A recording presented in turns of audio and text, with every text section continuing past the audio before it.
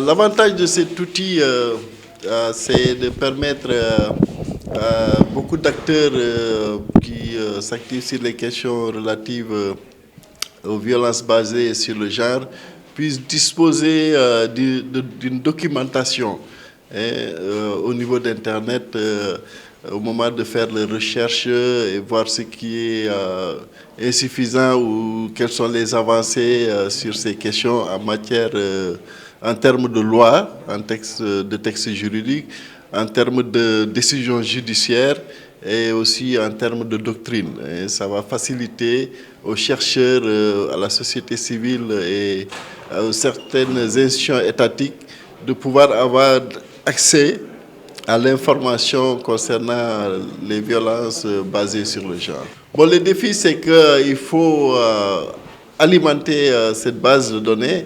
Et donc, pour alimenter cette base de données, il faut que tout le monde s'y mette, tu vois, parce qu'en Afrique, pas seulement au Sénégal, en Afrique, l'accès aux données est vraiment difficile.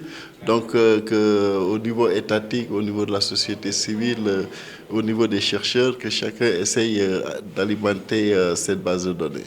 Les difficultés, c'est que c'est pas facile en Afrique, pas seulement au Sénégal, hein, mais c'est pas facile en Afrique de contacter les institutions étatiques pour avoir la bonne information.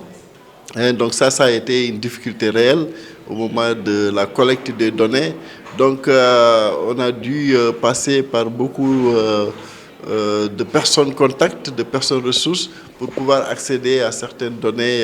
Et comme c'est des données très sensibles, notamment les décisions de justice et autres, lorsque les décisions étaient mises à notre disposition, nous avons pris la sécurité de pouvoir anonymiser les données. Donc si vous allez sur l'outil, sur les bases de données, même si vous trouvez une décision de justice, vous n'allez pas trouver le nom de l'auteur ou le nom de la victime pour protéger les données personnelles et autres. Mais ça a été vraiment difficile et très difficile d'accéder aux données.